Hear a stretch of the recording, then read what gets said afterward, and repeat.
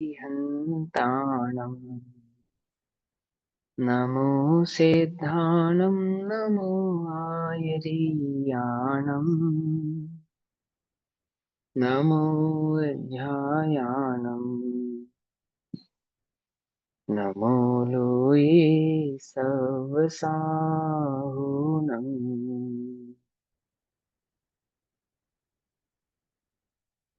मङ्गलं भगवान् वीरो मङ्गलं गौतमोगणी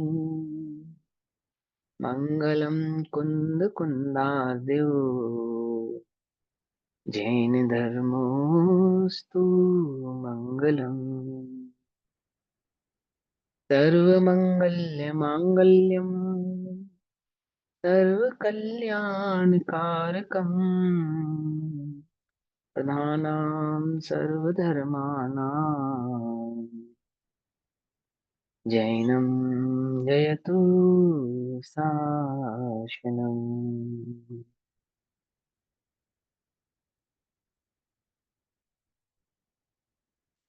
सर्वव्यापेकचेद्रूप स्वरूपाय परात्मने स्वोपलब्धिप्रसिद्धाय ज्ञानानन्दात्मने नमः।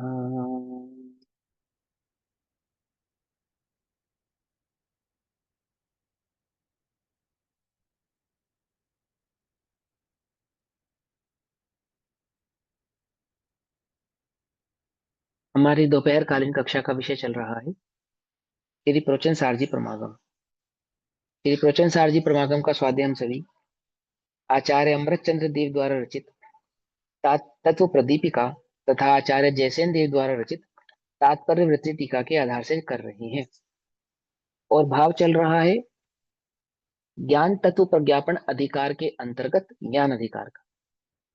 और ज्ञान अधिकार की अंतिम गाथा आज हम यहाँ पर समझेंगे, पेज नंबर 133 और गाथा नंबर 54, है ना। आचार्य अमृतचंद्र देव की टीकाओं में ये गाथा नहीं है। आचार्य अमृतचंद्र देव की अपेक्षा से ये जो ज्ञान अधिकार है ये 52 नंबर की गाथा पे ही समाप्त हो गया, परंतु एक 53 नंबर की गाथा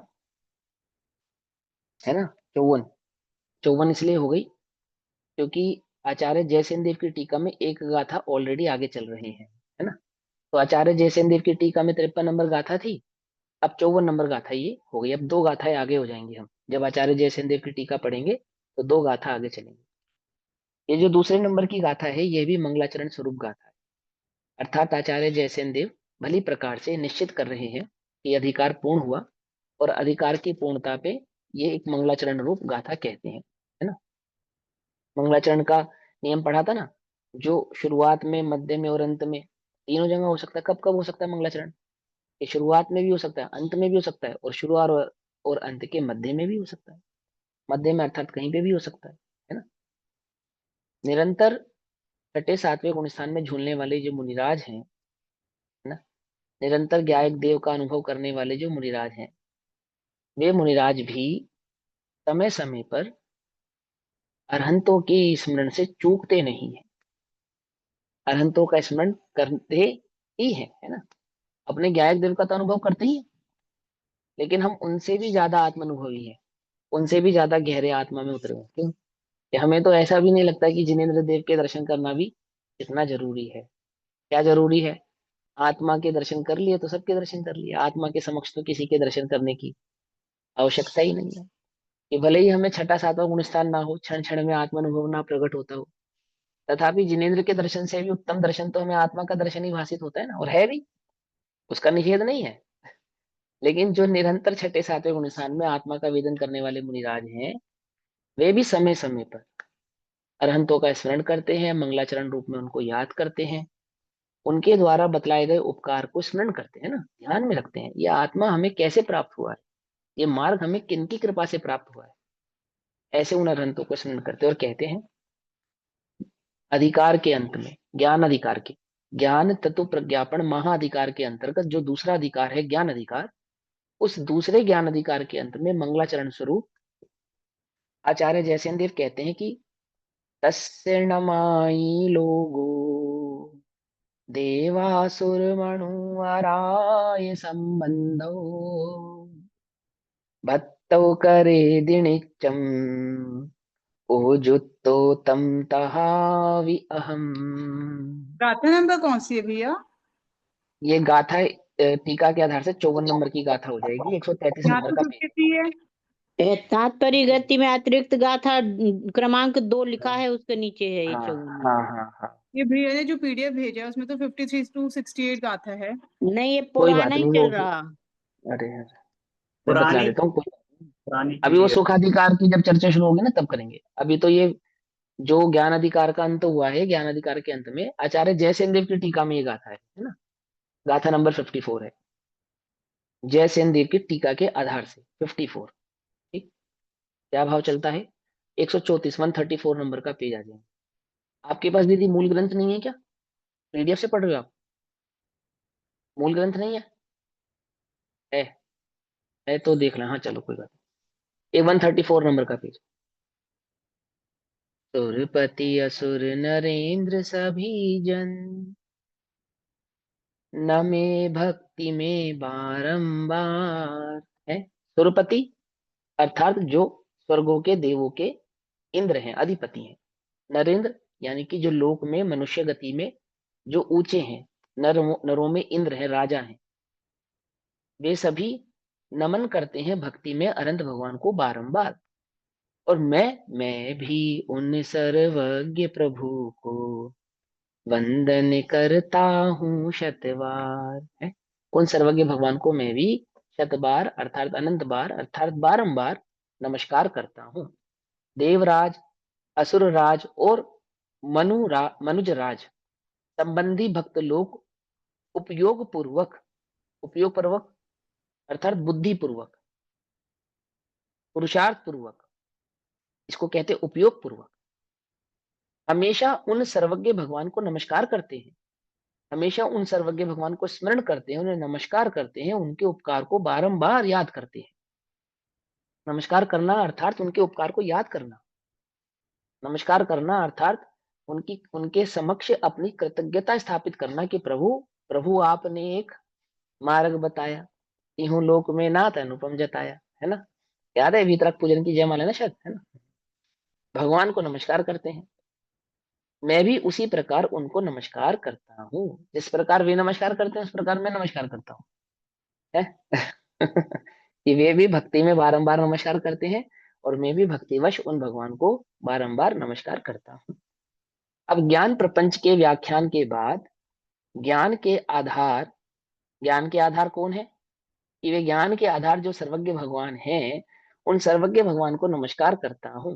अभी तो आपने कहा था स्वयं से उपजता है, स्वयं को ग्रहण करता है, स्वयं का अनुभव करता है। अब आप कहते हो कि आधार, आधार आधे संबंध ज्ञान का ज्ञान के साथ है या सर्वज्ञ भगवान के साथ है? इन निमित्त नैमित्तिक संबंध की अपेक्षा से आधार आधे संबंध, इस ज्ञान का संबंध, आधे आधार संबंध उन सर्वज्ञ भगवान के साथ है। क्यों? क्योंकि वे सर्वज्ञ ही आधार हैं ये बतलाने के कि यह ज्ञान भी सर्वज्ञ स्वभाव को प्रकट करने में सामर्थ है और उसका स्वरूप ऐसा है। करेदी करता है, वह कौन है जो करता है? कि लोक या जगत करता है। क्या करता है लोक या जगत? कैसा है वह लोक जगत? कि देवेंद्र, असुरेंद्र तथा नरेंद्र संबंधी लोक करता है। और लोक कैसा है? कि भक्त है। वो जो असुरेंद्र है, नरेंद्र है, वो कैसा है? कि वो भक्त है, नित्य है। नित्य है अर्थात नित्य ही, नित्य ही अर्थात हमेशा ही, हमेशा ही क्या करता है? वह लोक किस विशेषता वाला है? जो लोक करता है देवेंद्र असुरेंद्र आदि स्वरूप वाला है, और जो नित्य ही करता है, क्या है उनका स्वरूप? कि उपयुक्त या उद्यमशील है वह लोक। आगे ना बात, उद्यमशील होकर करता है यानी पुरुषार्थ पूर्वक करता है। उपयोग पूर्वक करना यानी कि पुरुषार्थ पूर्वक करना, बुद्धि पूर्वक करना, अर्थात उद्यमी होकर करना। ऐसा नहीं कि वो बस वो भावुकता में कर दिया, भावुकता वावुकता में नहीं किया ये बकायदा बुद्धि पूर्वक किया है, उपयोग पूर्वक किया है। समझे? पुरुषार्थ पूर्वक किया है। कैसा है? ऐसा लोक किसका करता है, किसको करता है? कि नमस्कार क्रिया करता है। क्या करता है वह लोग? कि नमस्कार करता है। इसके प्रति नमस्कार क्रिया करता है कि पूर्वोक्त सर्वज्ञ भगवान के प्रति नमस्कार क्रिया करता है। उन सर्वज्ञ भगवान को मैं ग्रंथकर्ता भी उसी ही प्रकार से नमस्कार करता हूँ, उसी भक्ति के अनुसार, उसी उद्यमता पूर्वक, उसी बुद्धि पूर्वक, अपने उपयोग से, मन वचन काय से अथवा आत्मा से उन सर्वज्ञ भगवान को नमस्कार करता हूँ। यहाँ यह अर्थ है कि जिस प्रकार देवेंद्र चक्रवर्ती आदि अनंत अक्षय सुख आदि गुणों के स्थान सर्वज्ञ स्वरूप भगवान को नमस्कार करते हैं, उसी प्रकार उस पद का अभिलाषी मैं भी, किस पद का? असुरेंद्र नरेंद्र चक्रवर्ती पद का अभिलाषी नहीं, सर्वज्ञ पने के पद का अभिलाषी, है ना? हाँ, उस पद का अभिलाषी अर्थात जिसको मैं नमस्कार कर रहा हूं, उस पद का अभिलाषी। क्योंकि कहा था ना कि वो उपादेय है, उपादेय तो एक ज्ञान स्वरूपी भगवान आत्मा है, ये एक देश उपादेय, वो सर्वज्ञ पना भी है उस अपेक्षा से, उपादेय है। तो मैं अभिलाषी, उसी प्रकार उस पद का अभिलाषी मैं भी परम भक्ति पूर्वक प्रणाम करता हूं। इस प्रकार 8 स्थलों द्वारा 32 गाथाएं और उसके बाद एक नमस्कार गाथा, इस प्रकार सामूहिक रूप से 33 गाथाओं द्वारा ज्ञान प्रपंच नामक तीसरा अधिकार पूर्ण होता है। ठीक, और आज सुखाधिकार की चर्चा शुरू करते हैं। 135 नंबर का पेज, सुखाधिकार, गाथा नंबर 53, तत्व प्रदीपिका टीका के आधार से आचार्य अमृतचंद्र देव की तत्व प्रदीपिका 53 नंबर की गाथा में सुखाधिकार शुरू होता है।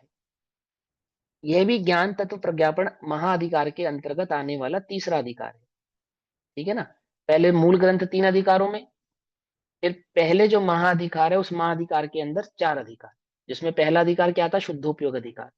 दूसरा अधिकार था ज्ञान प्रज्ञापन अधिकार। अब तीसरा अधिकार है सुखाधिकार। सुखाधिकार की चर्चा करते हैं। क्यों करते हैं सुखाधिकार की चर्चा ज्ञान अधिकार के पश्चात? क्योंकि वह जो ज्ञान का अनंत भाव है वो अकेले नहीं है, अर्थात वह अनंत ज्ञान अनंत सुख के साथ ही प्रकट होता है, और वह सुख भी ज्ञान का लक्षण ही है। ठीक है ना? देखो एक बात समझाते हैं ध्यान पीडीएफ से। डालती है क्या भाई साहब? पीडीएफ हाँ, पीडीएफ पीडीएफ, हाँ इसकी हाँ हाँ जी, ग्रुप पे है, आप देखिए, देखिए ग्रुप पे भैया ने ठीक है, शेयर किया है ना, मैं मोहित भैया ने इसको शेयर नोट किया। कर लूंगी। हाँ देख लेना, कोई बात नहीं। हाँ, तो सुख अधिकार क्या कहते हैं कि आत्मा का जो लक्षण है, कैसा है वह आत्मा का लक्षण? ज्ञान है या सुख है? क्या है आत्मा का लक्षण? ज्ञान है लक्ष्य। हाँ, बड़े ध्यान से समझना। आत्मा का लक्षण ज्ञान है और ज्ञान का लक्षण सुख है। क्या कहा? समझे नहीं समझे? वो ज्ञान कैसा है कि यदि वह ज्ञान सम्यक है, वास्तविक है, पूर्ण है, स्वभावमय है, तो वह सुखमय ही है, ऐसा है। आत्मा का लक्षण सुख नहीं है, ये बात ध्यान रखना। ये बात मैं ऐसा क्यों भी कह रहा कह हूँ मालूम सकते है? हैं ज्ञान से सुख प्रकट होता है। ऐसा भी कह सकते हैं कि ज्ञान से सुख प्रकट होता है, ऐसा कह सकते हैं, या विद्या से विमुक्ति, ये ज्ञान ज्ञान और सुख का सुख कारण का है। जोड़ा है। हाँ, लेकिन वो जोड़ा है ना? ज्ञान तो वही है, वास्तविक ज्ञान तो वही है जो सुख का द्योतक हो, अर्थात सुखमय हो, है ना? जिनका म्यूट नहीं है ना, वो म्यूट कर लो, वो रिपीट हो रही है मुझे बात।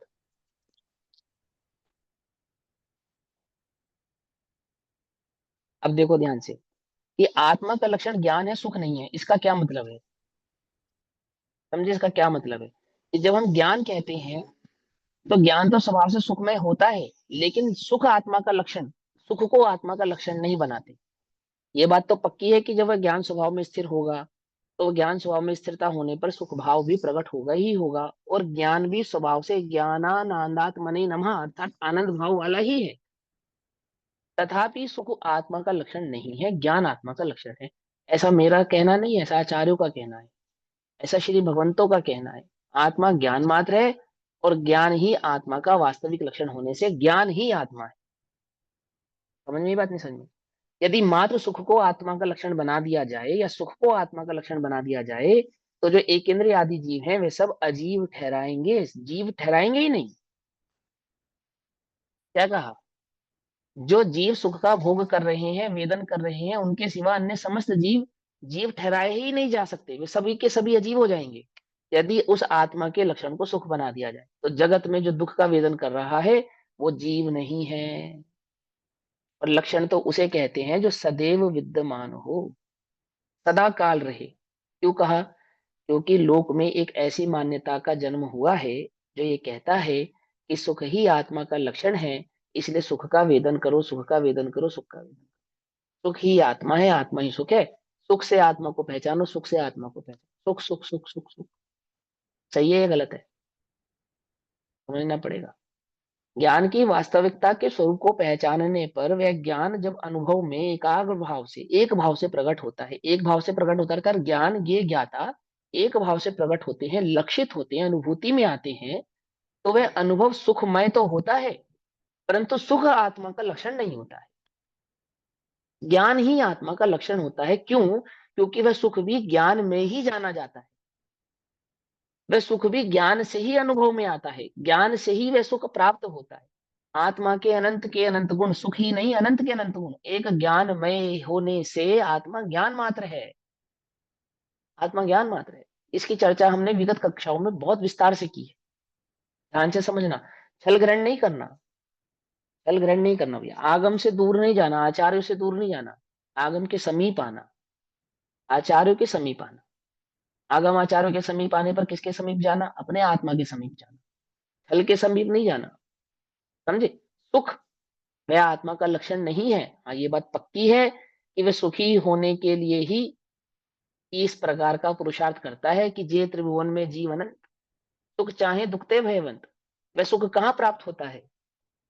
कि जगत में सुख तो कहीं प्राप्त नहीं होता, ज्ञान स्वभाव को जानने वाले जीव सुखी हो जाते।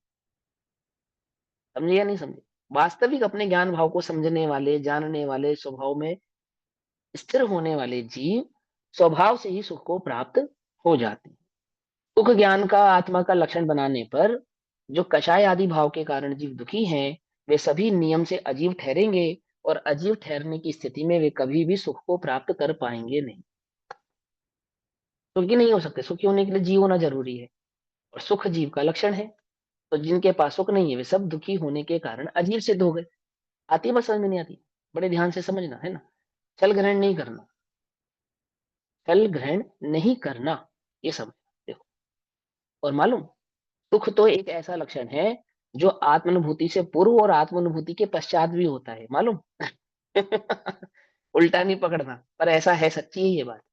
क्योंकि कषाय की मंदता में भी उसका आवेदन होता है, वो उसका वास्तविक लक्षण ही नहीं है।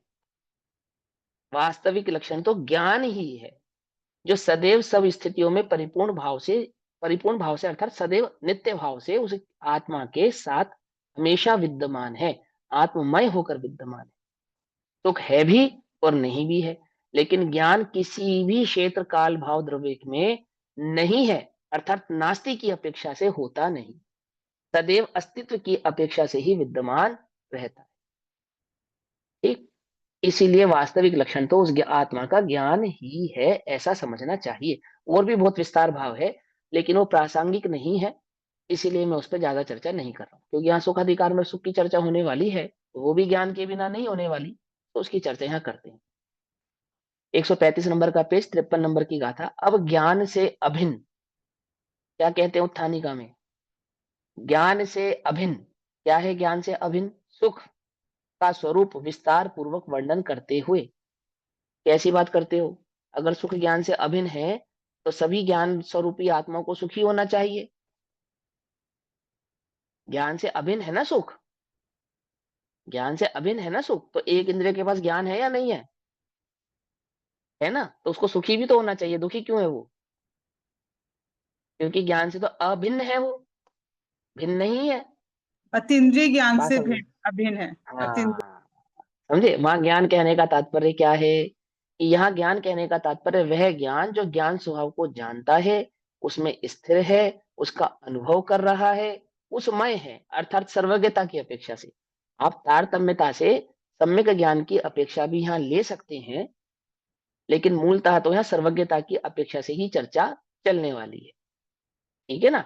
तो क्या कहते हैं? अब ज्ञान से अभिन्न सुख का स्वरूप विस्तार पूर्वक, प्रपंच यानी विस्तार पूर्वक वर्णन करते हुए ज्ञान और सुख की हे उपादेयता का विचार करते। उपादेय कौन है? ज्ञान उपादेय है या सुख उपादेय है?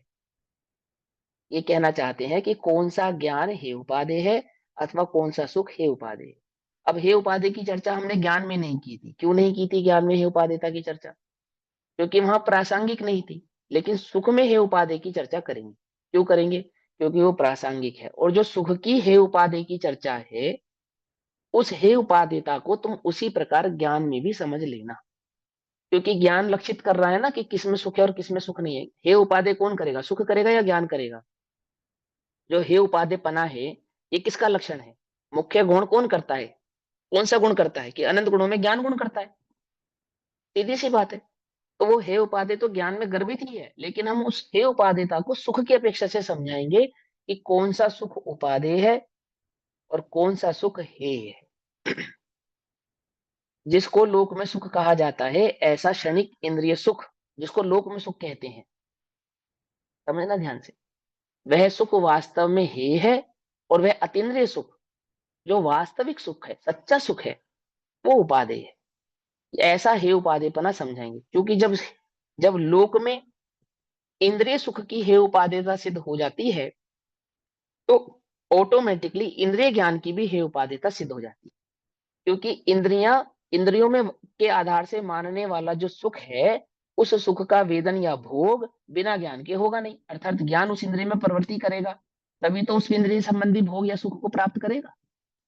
जब ज्ञान उस इंद्रिय में प्रवृत्ति ही नहीं करेगा, तो उस इंद्रिय संबंधी सुख या भोग को प्राप्त भी नहीं कर पाएगा। तो जब हम हे उपादेयता समझाएंगे, तो इंद्रिय और अतीन्द्रिय सुख की अपेक्षा से हे उपादेयता समझाएंगे, क्योंकि लोक में ये सुख प्रकट है कि इंद्रियों के सुख को सुख कहते हैं, वास्तविक सुख नहीं है। और जो उस अतीन्द्रिय आनंद को चख लेते हैं ना, प्रकट कर लेते हैं, वो समझ जाते हैं कि इस सुख की तुलना जगत के सुख से करना मिथ्या भ्रांति थी मेरी, क्योंकि मैं अज्ञानी हूं ना, मुझे समझ में नहीं आया। इसके लिए मुझे उसकी तुलना करके समझा रहे थे आचार्य जी कि लोक में जो सुख है उससे अनंत गुना सुख आत्मा में। लेकिन वो अनंत गुना लोक का सुख अंश हो जाएगा उस अंशी का। क्या कहा? अतीन्द्रिय आनंद का अंश इंद्रिय आनंद सिद्ध हो जाएगा, यदि इंद्रिय सुख को अनंत गुना अतीन्द्रिय आनंद के साथ समीक्षात्मक भाव से प्रस्तुत करेंगे। क्या समझे? नहीं समझे? जैसे ज्ञान की ये जो क्षेपशम पर्याय है और सर्वज्ञता का जो प्रकटपना हुआ, तो उसमें जो कॉन्टिन्यूटी ज्ञान की है वो तो समान ही है ना। इसी प्रकार यदि इंद्रिय सुख है और उससे अनंत गुना अतीन्द्रिय सुख है, तो वो इंद्रिय सुख एक जो अंश हो जाएगा अतीन्द्रिय सुख का। अतीन्द्रिय सुख का क्या हो जाएगा? वो अंश कहलाएगा इंद्रिय सुख। पकड़ में आ रही बात? नहीं पकड़ में आ रही है? जितना ज्ञान मुझे प्रकट है उससे अनंत गुना ज्ञान किसको प्रकट है? सर्वज्ञता के पास है अनंत ज्ञान, है ना? ऐसे ही है ना। तो वो ज्ञान की तारतम्यता को सिद्ध करता है। सीधी सी बात है, मेरा ज्ञान मेरे ज्ञान की अपेक्षा से जो मेरा जानना वाला स्वभाव है, इससे अनंत गुना जानने की सामर्थ्य शक्ति सर्वज्ञता में है, क्योंकि उनका और मेरा जो जानना वो गुण समान है ज्ञान गुण की अपेक्षा से। ऐसे ही हमने कहा कि इंद्रियों का जो सुख है उससे अनंत गुना अतीन्द्रिय सुख है। तो अतीन्द्रिय सुख उस इंद्रिय सुख का क्या कहलाएगा? भेद हो जाएगा, एक भेद कहलाएगा, एक अंश कहलाएगा। ये अंश है और इसकी अनंत गुना भाव को अतीन्द्रिय सुख हम कहते हैं। तो ये सही है या गलत होगा? विचार कर देखो, तो गड़बड़ हो जाएगी। भैया, ज्ञान में हाँ, शायक शमिक का भेद नहीं आएगा? अपने ज्ञान में शिवक्षम का भेद आएगा और उनका ज्ञान शायक ज्ञान है, सर्वज्ञ का ज्ञान, तो एक समान कैसे हुआ अपना ज्ञान? मतलब जानने की अरे अपेक्षा से। जानने की अपेक्षा से, ज्ञान गुण की अपेक्षा से, वो ज्ञान ज्ञान गुण में प्रकट होगी ना वो पर्याय। मति शुद्ध में। हाँ, जानना देखना तो मेरे ज्ञान का भी स्वभाव है और जानना देखना उनके ज्ञान का भी स्वभाव है। और ये जो क्षेपशम ज्ञान मुझे वर्त रहा है, इसी में सामर्थ्य है ना केवल ज्ञान प्रकट करने की। इसी के आधार से प्रकट करूंगा ना। अभी वर्तमान में जो ज्ञान मेरे पास प्रकट है, जो क्षेपशम लब्धि मुझे प्रकट है, ज्ञान की ये क्षेपशम लब्धि ही उस सर्वज्ञता को प्रकट करने में सामर्थ्य रखती है या नहीं रखती है? वो अनंतर पुरुषणवर्ती पर्यायी से ज्ञान की है ना, तारतम्यता की अपेक्षा से, कॉन्टिन्यूटी की अपेक्षा से। ये जो ज्ञान अभी मुझे भाव प्रकट है, अभी जो स्वाध्याय कर रहे हैं, तत्व समझ रहे हैं, स्वरूप समझ रहे हैं, ये सारा का सारा ज्ञान उस केवल ज्ञान को प्रकट करने में सक्षम है, समर्थ है या नहीं है? है या नहीं है? बोलो। यह जो सम्यक ज्ञान है, जो सम्यक दृष्टि को प्रकट हुआ है, ये सम्यक ज्ञान ही केवल ज्ञान में कन्वर्ट होगा या नहीं होगा? ना एक है ना, एक बात है ना, वो सम्यक ज्ञान उसका अंश है ना। इस क्षेपशम ज्ञान में जो मैंने आत्मा का आनंद लिया, और केवल ज्ञान प्रकट होने पर जो आत्मा का आनंद लूंगा, तो उसमें अंश अंशी का भेद है या नहीं है? अंश अंशी का भेद है ना। ऐसे ही इंद्रिय सुख और अतीन्द्रिय सुख के बीच में भी अंश अंशी का भेद है क्या? बोलो। लेकिन हम तो ऐसा कहते हैं कि इंद्रिय सुख से अनंत गुना अतीन्द्रिय सुख है। तो इससे तो ये सिद्ध हुआ कि दोनों के बीच में अंश अंशी का भेद हो गया। हो गया नहीं हो गया कि नहीं है? ऐसा नहीं है। जगत के भोले जीवों को, अज्ञानी जीवों को स्वरूप समझाने के लिए ऐसी युक्ति बैठानी पड़ती है, ऐसी बात कहनी पड़ती है कि जो तुम्हें सुख इंद्रियों में प्राप्त होता है उससे अनंत गुना सुख अतीन्द्रिय आनंद में होता है। पर वास्तव में इंद्रिय सुख की तुलना अतीन्द्रिय आनंद से की नहीं जा सकती, होती ही नहीं है। उनका आपस में कोई तुलनात्मक भाव नहीं। ये तो दुख है जिसे तुम सुख समझ रहे हो। जो वास्तविक सुख यदि तुम भोगोगे, जानोगे, तो तुम जानोगे, ओहो, ये वास्तविक सुख की कणिका कुछ अद्भुत ही है। लोक में इसकी तुलना किसी भी सुख से नहीं की जा सकती। अरे इंद्रिय सुख तो छोड़ो, कषायों की मंदता से भी इसकी तुलना नहीं की जा सकती। क्या समझे? लोग इंद्रिय सुख तो छोड़ ही दो, छोड़ दो। जो कषायों की मंदता में वर्तने वाला सुख है, उस सुख से भी सतीन्द्रिय आनंद की तुलना नहीं की जा सकती, उस आत्मा के भोग की तुलना नहीं की जा सकती। वो ज्ञान कैसा है? पहली बात तो तुम सुख की जाति ही नहीं जानते, अनभिज्ञ हो, अनभिज्ञ हो। सुख की जाति से ही अनभिज्ञ, पता ही नहीं है तुम्हें, मालूम ही नहीं है सुख कहते किसे हैं। आई बात समझ में? मालूम ही नहीं। ऐसे ही वहां क्या और वो जो अतीन्द्रिय आनंद है वो कैसा है? अभी तुम्हें जाति ही नहीं मालूम, अब कैसे बताए कैसा है? जब सुख की जाति मालूम चले तो पता चले कैसा है। और वो स्वभाव से ही ज्ञान, ज्ञान स्वभाव से ही निराकुल होने से, निराकुल होने से, है ना, स्वभाव से निराकुल होने से अर्थात वो ज्ञान स्वभाव में जब आप स्थिर होते हैं, अर्थात जब अपने आत्मा का वेदन करते हैं, तो वो शुद्धोपयोग कैसा है कि वो एक एक स्वरूप, एक स्पष्टता से एक आत्मा का ही वेदन है, अनुभव है। अन्य किसी भी प्रभाव का वहां अनुभव या वेदन नहीं। और नहीं होने से वो जो निराकुल परिणाम है जिसको हम वीतराग परिणाम कहते हैं, वो वीतराग परिणाम वास्तव में सुख का द्योतक है, सूचक है। वो वीतरागता सुख की सूचक है। जब हम कहते हैं ना भगवान को वीतरागी सर्वज्ञ और हितोपदेशी, तो वीतरागी कहने पर जब हमने मोह राग द्वेष का अभाव कहा, तो मोह राग द्वेष का अभाव वास्तव वास्तव में सुख का सूचक हो गया। क्योंकि दुख क्या है? क्या है दुख? बोलो। कि मोह राग द्वेष ये दुख है, इनका नहीं होना सुख है। आती वसन, है ना? अब वो सुख की जाति कैसी है? क्योंकि लोक में जिसे तुम सुख समझा है या जानते हो, वो तो कषायों की तीव्रता अथवा मंदता है, और वहां तो कषाय का अंश ही नहीं है। उसकी उसकी जाति कैसी है? कुछ अद्भुत ही जाति का है ना? ऐसा है वो। तो ये समझाते हाँ, क्या कहना भैया, बोलो। वह सुख सदा ही त्याज्य रे, पश्चात पश्चात के दुख भरा, हाँ, वो तो लोक की अपेक्षा से समझा है ना। अब लोक में कहते अतीन्द्रिय हैं उसे सुख सुख। है ये, अतीन्द्रिय, इंद्रिय नहीं है कौन सा? ये, आत्मिक सुख। हाँ, अतीन्द्रिय सुख है ये इंद्रियों से जाना जाता नहीं है, इसलिए इंद्रियों की सुख से इसकी तुलना भी होती नहीं। और इंद्रियों के से प्राप्त होने वाले सुख, जिसको सुख कहते हैं, उसकी जाति से कुछ भिन्न जाति का है। भिन्न जाति का हो जाने से अब क्या सिद्ध हुआ? यह सिद्ध होता है कि इंद्रिय आनंद से अनंत गुना आनंद अतीन्द्रिय है, ऐसा नहीं है ना? समझे? लेकिन समझाने के लिए ऐसा ही कहेंगे कि जो तुझे मंद कषाय में आनंद आ रहा है, उससे अद्भुत अथवा अनंत गुना आनंद उस आत्मा में है। ये समझाने के लिए। क्या समझाना है? जाति नहीं मालूम, शेर नहीं मालूम किसे कहते हैं, क्या करे, मजबूरी है। बिल्ली दिखाकर शेर कहना ये मजबूरी है। अब बिल्ली की और शेर की जाति में तो जमीन आसमान का अंतर है। समझे या नहीं समझे? ऐसी ये स्थिति है कि उसको इंद्रिय सुख दिखाकर अतीन्द्रिय सुख का स्वभाव समझा रहे, जबकि दोनों की जाति बिल्कुल भिन्न है। कुछ उन दोनों का आपस में कोई लेना देना ही नहीं है ना, अलग ही है, अद्भुत ही है। तो क्या कहते हैं? ज्ञान और सुख की हे उपादेयता का भी विचार करते हैं। अब सुख अधिकार में क्या क्या विचार करेंगे? एक तो ज्ञान से अभिन्न सुख है ये समझाएंगे, इसका विस्तार पूर्वक वर्णन करेंगे, और साथ में उस सुख की हे उपादेयता का भी विचार करेंगे। गाथा 53। अथियमुत्तम उत्तम अदिन्द्रिये इन्द्रियं च अत्थिषु नाणं च तः सौख्यं जमते सुपरं चणं तं नेयम् ज्ञेयो काहे ज्ञान अतीन्द्रिय इंद्रिय अथवा मूर्त अमूर्त। क्या कहते हैं, क्या कह रहे हैं? पहले लाइन में क्या कहा? ज्ञेयो का है जो ज्ञान, ज्ञेयो का जो ज्ञान है, ज्ञेयो का ज्ञान है या ज्ञान का ज्ञान है?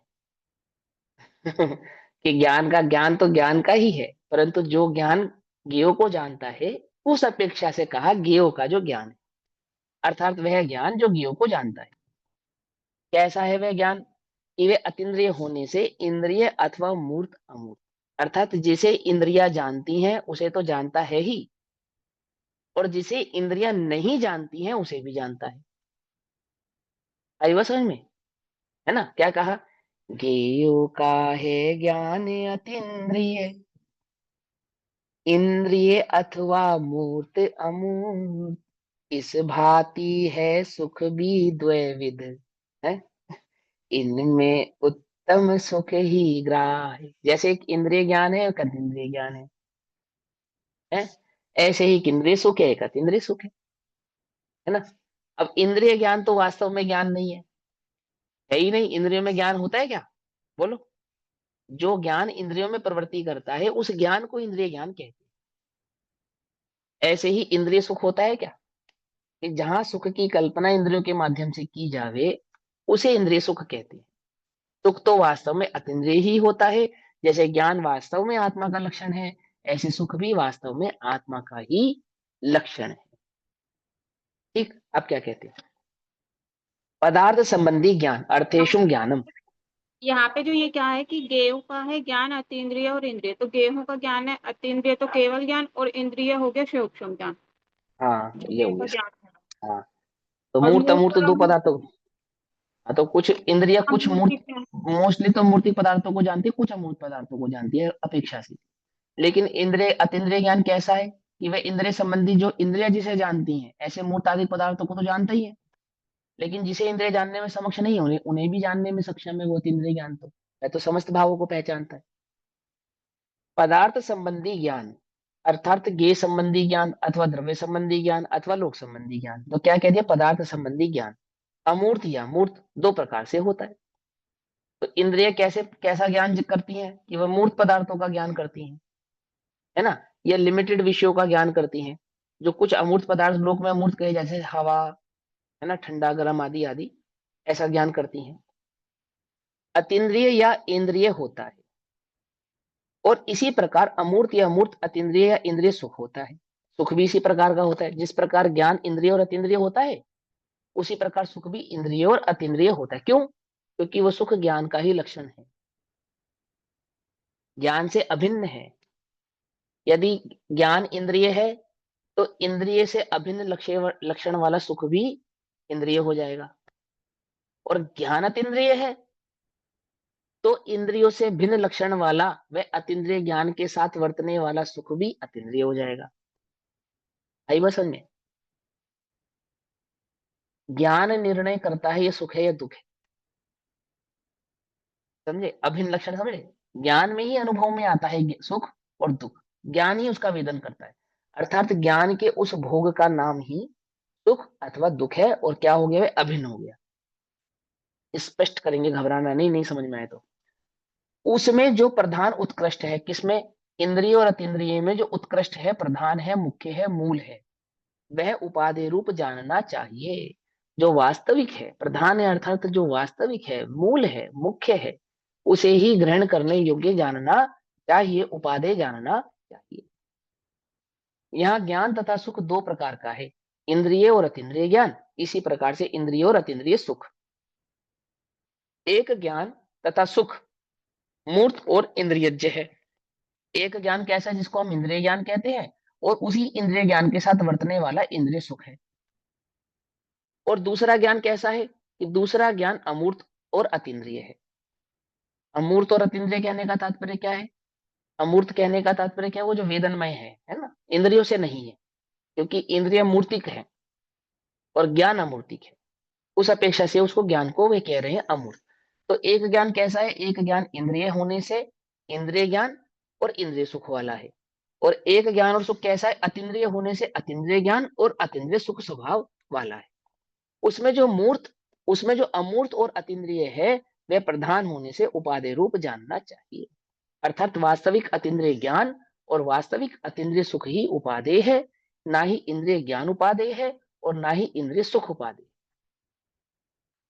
ज्ञान जो 5 इंद्रियों के माध्यम से जानता है वे कहते हैं उपादेय नहीं है, अर्थात जिसमें सुनना ही पड़े, जिस ज्ञान को प्राप्त करने के लिए कान की आवश्यकता पड़े, जिस ज्ञान को प्राप्त करने के लिए आंख की आवश्यकता पड़े, जिस ज्ञान को प्राप्त करने के लिए अन्य स्पर्शन आदि इंद्रियों की आवश्यकता पड़े, वो ज्ञान ज्ञान नहीं है, वो उपादेय नहीं है। तो बोले कौन सा उपादेय है ज्ञान? कि शरीर ना हो तो भी हो, अर्थात इंद्रिय ना हो तो भी हो। और सुख कौन सा उपादेय है? बोले जब इंद्रियां ना हो तो भी हो। क्या समझे? सर्दी में गर्मी का और गर्मी में सर्दी का एहसास करने के लिए, उस सुख का वेदन करने के लिए क्या चाहिए? स्पर्शन इंद्रिय चाहिए। चाहिए नहीं चाहिए? ठंडा मीठा गर्म आदि, अथवा मीठा अ, कड़वा तीखा चरपरा आदि, इन सब का वेदन करने के लिए क्या चाहिए? बोले रसना चाहिए, है ना। जैसे बुखार में रसना इंद्रिय सही प्रकार से काम नहीं करती तो स्वाद आता है ठीक प्रकार से? तो स्वाद नहीं आता, है ना। जुकाम हो जाए, कफ हो जाए, तो सुगंध अथवा बदबू का ज्ञान होता है?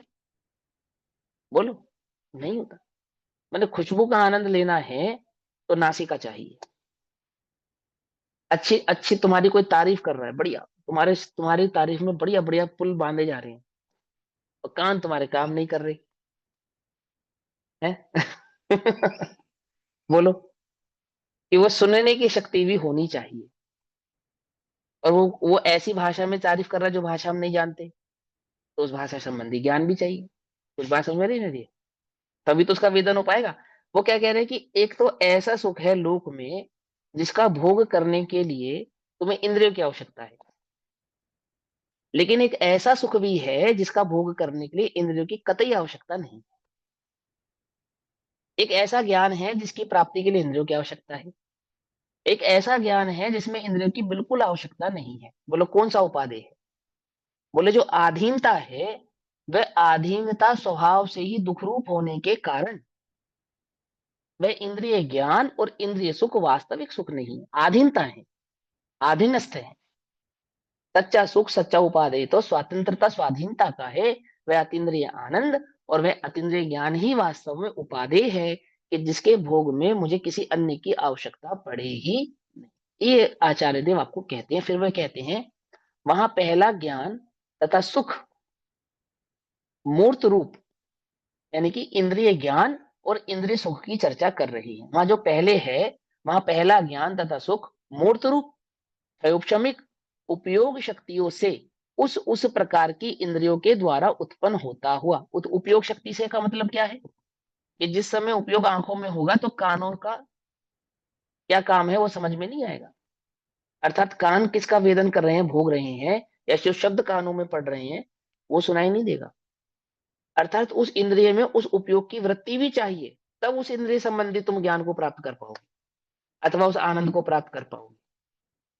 खाली इंद्रियां होने से काम नहीं चलेगा। एक, पहले में पहले उन द्रव्य इंद्रियों का स्वस्थ होना जरूरी है। दो, ज्ञान में उस संबंधित सूक्ष्म भाव होना जरूरी है। तीन, ज्ञान का उस इंद्रिय में प्रवृत्त होना भी जरूरी है। ये 3 लक्षण है। ज्ञान इंद्रियों में प्रवृत्ति नहीं करेगा, उस इंद्रिय में, जिस इंद्रिय में ज्ञान प्रवृत्ति नहीं करेगा, उस इंद्रिय संबंधी ज्ञान भी प्राप्त नहीं होगा, सुख भी प्राप्त नहीं होगा। समझे ना? ज्ञानोपयोग प्रवृत्ति पूर्वक उन 5 इंद्रियों के विषयों को सेवन करता है, अर्थात जानता है अथवा भोगता है। तो वह जो सूक्ष्म ज्ञान है, वह सूक्ष्म ज्ञान कैसा है? कि अपनी उपयोग शक्ति से जिस जिस इंद्रिय में प्रवृत्ति करता है, उस इंद्रिय संबंधी ज्ञान और उस इंद्रिय संबंधी सुख दुख का वेदन करता है। पराधीन होने से, अब ऐसी पराधीनता होने के कारण, ये तो पराधीनता हो गई ना, उत्पन्न हो, तो पराधीन होने से कदाचित, क्रमशः, कदाचित का मतलब कभी कभी, कभी इस इंद्रिय में, कभी उस इंद्रिय में, कभी इस इंद्रिय में, कभी इस इंद्रिय में, और क्रमशः एक एक करके एक साथ सारी इंद्रियों का वेदन कर सके, ऐसा नहीं हो सकता। एक साथ सारी इंद्रियों का ज्ञान ले सके, ऐसा नहीं हो सकता। एक साथ सारी इंद्रियों का वेदन करके और सारी इंद्रियों के संबंधित सुख को वेद सके, ऐसा भी होता नहीं है, होता ही नहीं है, क्योंकि वो तो होता ही क्रमशः है। प्रवृत्त होने वाला सप्रतिपक्ष और हानि वृद्धि युक्त है, घटने बढ़ने वाला है। वह सुख कैसा है? घटने बढ़ने वाला है। जैसे एक रसगुल्ला खा के तुम्हें मजा आया, दूसरा रसगुल्ला खा के और मजा आएगा, और 10वां रसगुल्ला खा के और मजा आएगा या नहीं आएगा? है? और मजा नहीं आएगा, समझे? माने उस सुख में भी क्या है? हानि वृद्धि है। वही भोग भोगते हुए कभी वृद्धि रूप, और वही भोग भोगते हुए कभी हानि रूप।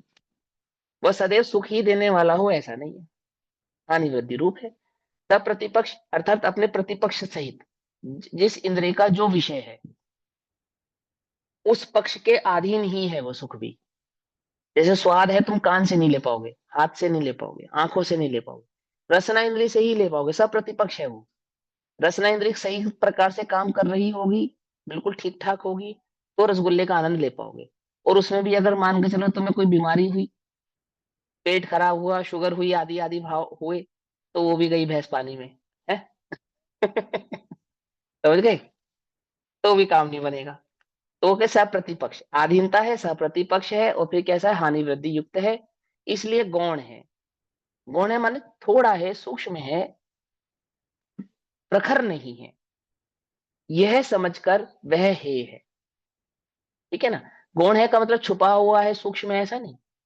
गौण है मतलब प्रखर नहीं है, उतना खास नहीं है, उतना उतना उत्कृष्ट नहीं है जितना उसको होना चाहिए, थोड़ा सा है, क्षणिक है, छुपा हुआ है, कुछ खास नहीं है, ऐसा। ठीक, गौण है।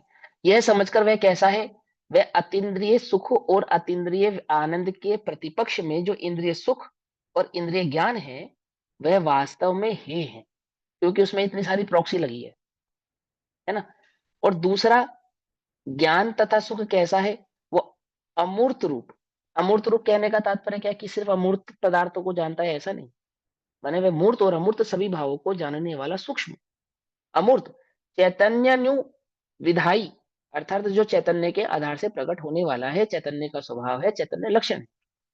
चैतन्यानुविधाई एकाकी, एकाकी अर्थात जिसके ऊपर की आवश्यकता ना पड़े, जिसको किसी की अधीनता की आवश्यकता ना पड़े, एकाकी।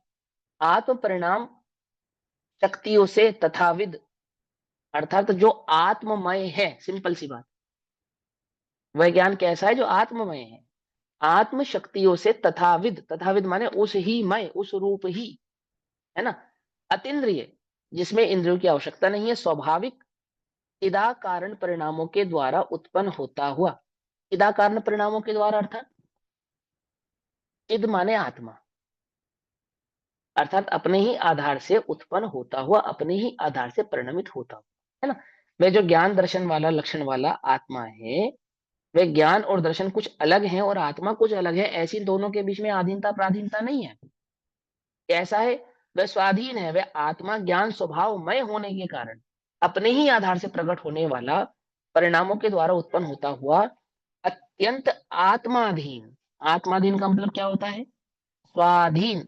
आत्मा माने स्व, आत्म माने स्व, स्वाधीन। स्वाधीन यानी कि परम स्वतंत्र, स्वाधीन होने से कैसा है?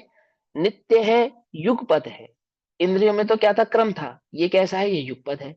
नित्य में, इंद्रियों में तो क्या थी? हानि वृद्धि थी, कभी था कभी नहीं था। ये कैसा है? नित्य है, प्रवर्तमान, निहि प्रतिपक्ष, और इसको किसी प्रतिपक्ष की भी आवश्यकता नहीं है। वो सप्रतिपक्ष था कि रचना होगी तो रचना संबंधी ज्ञान होगा, स्पर्शन होगा तो स्पर्शन संबंधी ज्ञान होगा, आदि होंगे तो आदि संबंधी ज्ञान। इसमें ऐसा कोई प्रतिपक्ष भी नहीं है, नहीं प्रतिपक्ष। और हानि वृद्धि से रहित है। क्या कहा? उल्टा नहीं पकड़ना, घटने बढ़ने वाला नहीं है, स्थूल हानि वृद्धि, पर्यायों की एक समय की हानि वृद्धि वाली हानि वृद्धि बात नहीं है यहाँ पर, समझे ना? जो सिद्धों को भी होती है, उस हानि वृद्धि की बात नहीं है यहाँ पर। किस हानि वृद्धि की बात है? अर्थात वह सुख घटता बढ़ता नहीं, सदैव एक जैसा ही रहता है, प्रति समय अनंत आनंद है। तो अनंत काल तक, अनंत समयों में अनंत अनंत अनंत अनंत अनंत अनंत आनंद वाला ही भाव प्रकट होने वाला है। और उस आनंद के भोग में, सेवन में क्या नहीं होती? ना हानि होती है ना वृद्धि होती है। ठीक एक समांतर भाव से ही वह सदैव बना रहता है। इसीलिए वह कैसा है कि मुख्य है, यह समझकर वह ज्ञान और सुख उपादेय हैं, अर्थात वह अतीन्द्रिय ज्ञान और अतीन्द्रिय आनंद ही वास्तव में उपादेय हैं, ऐसा हमें समझना चाहिए। तो सुख प्रपंच अधिकार में कहते हैं, पीठिका करते हैं, समूह पीठिका अर्थात सुख प्रपंच अधिकार की पीठिका बतलाएंगे कि इस अधिकार को कितनी गाथाओं में किस प्रकार से विभाजित करके हम आपके सामने प्रस्तुत करेंगे, ऐसा आचार्य अमरचंद्र देव कहते हैं। यह सुख प्रपंच नामक अंतर अधिकार में 18 गाथाएं हैं। अंतर अधिकार का मतलब क्या हो गया? महाअधिकार है ज्ञान तत्व प्रज्ञापन, उस महाअधिकार के अंतर्गत 4 अधिकार हैं, उसमें तीसरे नंबर का जो अधिकार है सुख अधिकार, इनको 18 गाथाओं में विभाजित किया है। हम सुख की चर्चा, सुख अधिकार की चर्चा 18 गाथाओं में करेंगे।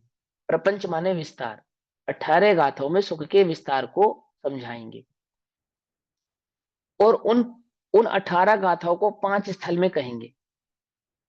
स्थल को चरण भी कह सकते हैं आप, ठीक है ना, मतलब जोड़ा बनाएंगे। 18 गाथाओं को 5 स्थलों में विभाजित किया है कि एक स्थल में ये भाव समझाएंगे, दूसरे स्थल में ये भाव समझाएंगे, तीसरे स्थल में ये भाव समझाएंगे, चौथे स्थल में ये भाव समझाएंगे, ऐसा। तो 5 स्थल में, उनमें से जो प्रथम स्थल है उसमें अति अमुत्तम इत्यादि एक अधिकार गाथा सूत्र है। पहला स्थल पहली गाथा का है। तत्पश्चात अतीन्द्रिय ज्ञान की मुख्यता से जम पंचेदो इत्यादि का गाथा सूत्र है। इसके बाद इंद्रिय ज्ञान की मुख्यता से जीवो स्वयं अमुत्तो इत्यादि 4 गाथाएं हैं। उसके बाद अतीन्द्रिय सुख की मुख्यता से जादम संयम इत्यादि 4 गाथाएं हैं और उसके बाद इंद्रिय सुख में प्रतिपादन रूप से 8 गाथाएं हैं। इस प्रकार टोटल 18 गाथाओं में 5 भागों में इसको विभाजित करके समझाएंगे। वहां 8 गाथाओं के मध्य प्रथम इंद्रिय सुख दुख की स्थापना के लिए मणु असुरा इत्यादि 2 गाथाएं हैं। आगे मुक्तात्माओं के शरीर का अभाव होने पर भी सुख होता है, ऐसा दिखलाने के लिए शरीर सुख का कारण नहीं होता है। इस प्रकार कथन रूप से पप्पा इत्थै विषय इत्यादि 2 गाथाएं हैं। समझ में आ रहा होगा ना, बिल्कुल सिंपल है। पहले तो क्या समझाएंगे, वो जो इंद्रिय सुख नहीं है उसकी स्थापना करेंगे। फिर वहां पे समझाएंगे कि जिनको इंद्रियां नहीं है उनको भी सुख होता है। ऐसे सिद्धादि जो अतीन्द्रिय हैं, जिनके पास इंद्रियां नहीं है, उनको सुख है या नहीं है कि है। तो इससे क्या सिद्ध हुआ कि सुखी होने के लिए इंद्रियों की आवश्यकता नहीं, ये सिद्ध करेंगे। फिर आगे समझाएंगे कि इसके बाद इंद्रिय विषय भी सुख के कारण नहीं होते हैं। इंद्रियां और इंद्रियों के जो विषय होते हैं वो विषय भी सुख के कारण नहीं होते हैं। इस कथन के द्वारा तिमिर हरा इत्यादि 2 गाथाएं कहेंगे और उसके बाद सर्वज्ञ नमस्कार की मुख्यता से इत्यादि 2 गाथाएं और कहेंगे। इस प्रकार 5वें स्थल में 4 अंतर स्थल हैं। इस प्रकार सुख प्रपंच अधिकार में समूह पीठिका प्रस्तुत की जाएगी। अब इस समस्त सारे भाव को आचार्य जयसेन देव तात्पर्यवृत्ति टीका में कहते हैं। तात्पर्यवृत्ति टीका में जो गाथा नंबर 53 है एक्चुअल में वो 55 हो जाएगी। अब तात्पर्यवृत्ति 1 नंबर गाथा से आगे नहीं चलेगी, अब 2 गाथाओं से आगे चलेगी। ठीक, तात्पर्यवृत्ति क्या कहती है? तात्पर्यवृत्ति अर्थात तात्पर्य क्या है, आचार्य अमरचंद्र देव और आचार्य कुंद देव के द्वारा कहा गया जो भाव है उसका मतलब क्या है, वो क्या कहना चाहते हैं आपसे, वह हम आपको थोड़ा सरल शब्दों में कहकर समझाएंगे। वे कहते हैं, अब अतीन्द्रिय सुख के स्वरूप का विस्तार से कथन करते हुए अतीन्द्रिय ज्ञान और अतीन्द्रिय सुख उपादेय हैं। क्या उपादेय है कि अब अतीन्द्रिय सुख के उपादेयभूत स्वरूप का विस्तार करेंगे और उस उपादेय स्वरूप सुख का स्वरूप समझाते हुए कहेंगे कि अतीन्द्रिय ज्ञान और अतीन्द्रिय सुख ही वास्तव में उपादेय हैं, ग्रहण करने योग्य हैं, प्रकट करने योग्य हैं, शरण करने योग्य हैं। और क्या कहें कि वास्तविक अतीन्द्रिय आनंद और अतीन्द्रिय ज्ञान ही ज्ञान है, बाकी ना तो कुछ ज्ञान है ना ही कुछ सुख है, ऐसा समझें। और फिर और पुनः जो इंद्रिय जन्य ज्ञान है और जो इंद्रिय जन्य सुख है वह वास्तव में हे है अर्थात दृष्टि करने योग्य नहीं है, छोड़ देने योग्य है।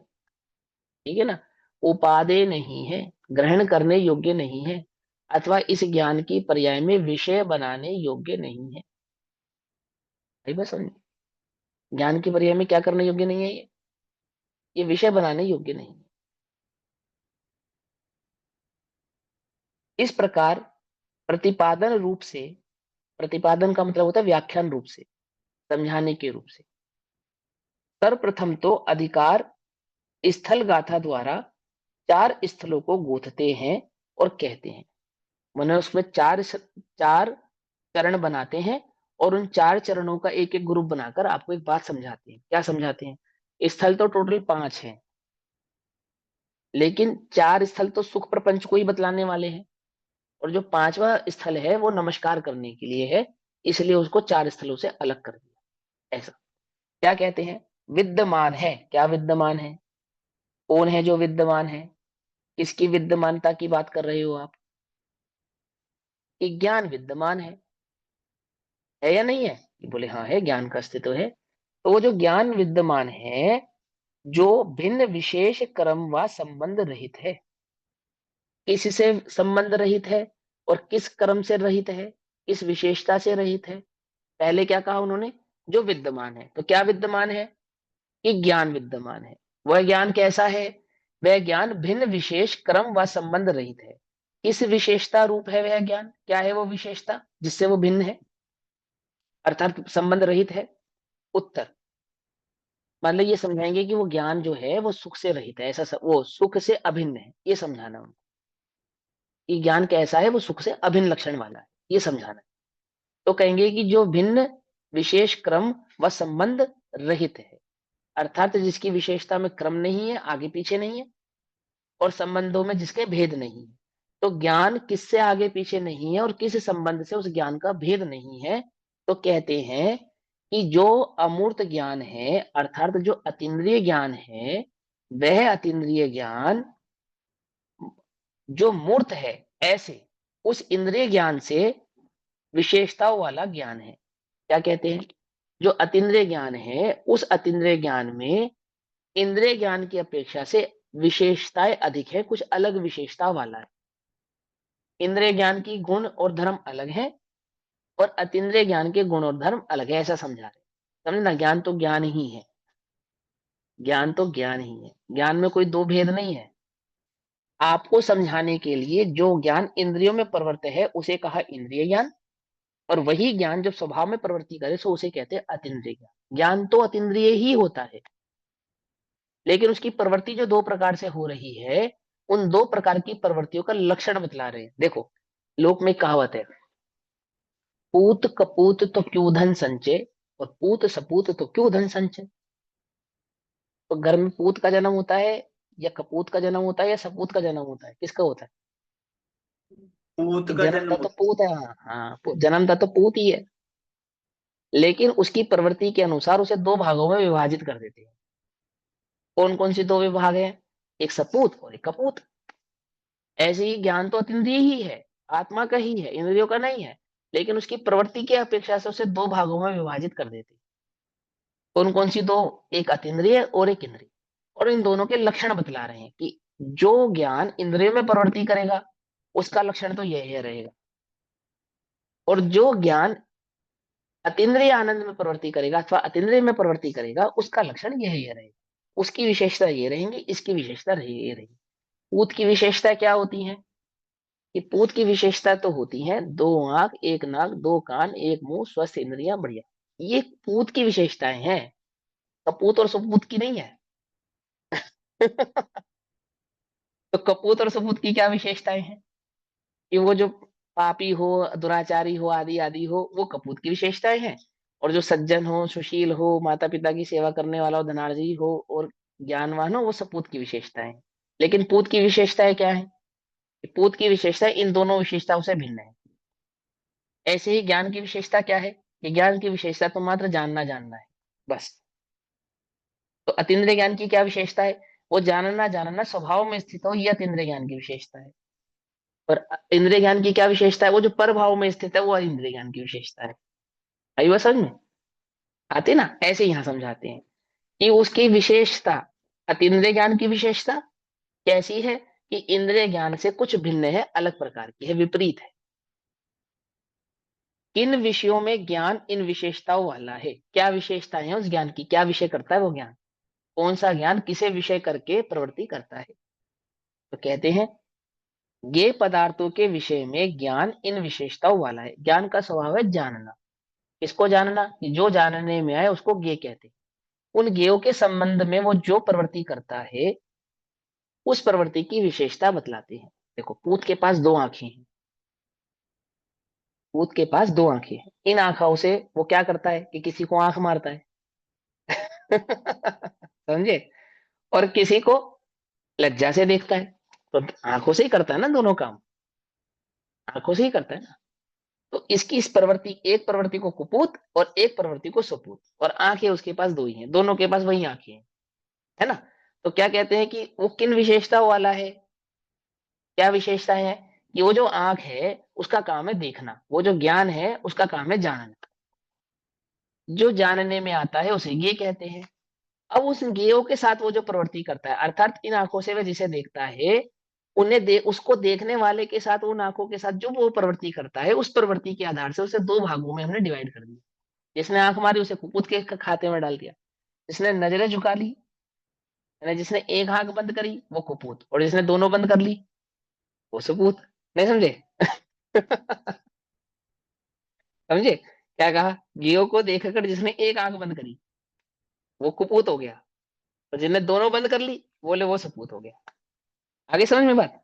ऐसे ही यहां समझाते हैं कि गेयो के साथ वो ज्ञान जिस प्रकार से प्रवृत्ति कर रहा है उसकी अपेक्षा से एक को हमने डाल दिया इंद्रिय ज्ञान के खाते में, एक को डाल दिया हमने अतीन्द्रिय ज्ञान के खाते में। ये पदार्थों के विषय में ज्ञान उन विशेषताओं वाला है। किन विशेषताओं वाला है? उसी तरह सुख भी ज्ञान के समान अमूर्त है और अतीन्द्रिय है ना। और वे मूर्त इंद्रिय जन्य है और अमूर्त अतीन्द्रिय जन्य है, आदि आदि। पूर्वोक्त ज्ञान तथा सुख के मध्य जो परम उत्कृष्ट एवं अतीन्द्रिय है वह उपादेय है। जो परम है, उत्कृष्ट है, नित्य है, वह उपादेय है, और जो परम नहीं है, उत्कृष्ट नहीं है, आदि आदि, वह हेय है। इस प्रकार जानना चाहिए। अब उसी का विशेष विवरण देते हैं। अमूर्त, अमूर्त की कहने का तात्पर्य सीधे सीधे सा मतलब है अतीन्द्रिय ज्ञान की बात करना। अमूर्त शाही की अतीन्द्रिय, चिदानंद एक लक्षण रूप, शुद्धात्मा की शक्तियों से उत्पन्न होने के कारण, अतीन्द्रिय ज्ञान तथा सुख आत्मा के अधीन पने के द्वारा अविनाशी होने के कारण उपादेय। सिंपल सिंपल सी बात कह दी, बिल्कुल सिंपल है। बोले वे जो ज्ञान अपने निज चैतन्य ज्ञान भगवान आत्मा का अनुभव करता है और उस शुद्धोपयोग के प्रभाव से केवल ज्ञान आदि को प्रकट करता है, शक्तियों का प्रकटपना है ना, वो कैसा है? वह ज्ञान अतीन्द्रिय है और उपादेय है, वास्तव में ग्रहण करने योग्य है। अर्थात जो ज्ञान अपने स्वभाव की प्रवृत्ति करता है वह ज्ञान तो उपादेय हो गया। लेकिन जो ज्ञान स्वभाव की प्रवृत्ति तो ना करे, ज्ञान उपयोग लक्षणम, जो ज्ञान उपयोग स्वभाव में तो स्थित ना रहे, पर भाव में स्थित रहे, ऐसा वह पर भाव में स्थित रहने वाला इंद्रिय ज्ञान कहलाता है। और उसका लक्षण कैसा है? कि वे अमूर्त शुद्धात्म शक्तियों से भिन्न लक्षण वाली होने से, क्षयोपशमिक इंद्रिय शक्तियों से उत्पन्न होने वाला है, अर्थात जैसी इंद्रिय प्रवृत्ति करेंगी वैसा, जैसी इंद्रियों की सामर्थ्य है वैसा होने वाला होने से, और सुख पराधीनता से, इंद्रियों के सुख को उसकी पराधीनता है। जब तक रसगुल्ला जुबान पे नहीं आएगा उसके स्वाद का आनंद नहीं आ सकता, देखने भर से आनंद नहीं आएगा, पराधीनता से, विनाशिक पने के कारण हे है, ऐसा तात्पर्य यहाँ पर समझना चाहिए। इस प्रकार एक अधिकार द्वारा प्रथम स्थल पूर्ण हुआ। हमने अधिकार की शुरुआत जो पहली गाथा से कही और उस गाथा में ही पहला स्थल पूर्ण करके यह भाव समझाया कि अब हम यहाँ पे जो सुख अधिकार की चर्चा करने वाले हैं, तो सुख का दो बातें समझाएंगे, एक अतीन्द्रिय सुख और आनंद, एक इंद्रिय सुख और आनंद। ठीक। और अतीन्द्रिय और सुख और आनंद के दोनों के लक्षण कैसे कैसे हैं वे बतलाकर अब इसका विस्तार अर्थात प्रपंच आगे करेंगे। तो इसी मंगल भावना के साथ आज की कक्षा को विराम देते हैं, बाकी चर्चा कल करेंगे। तब तक के लिए सभी को जय जिनेन्द्र। ओम नमः सिद्धेभ्य। पढ़ो भैया, जिनवाणी स्तुति करो।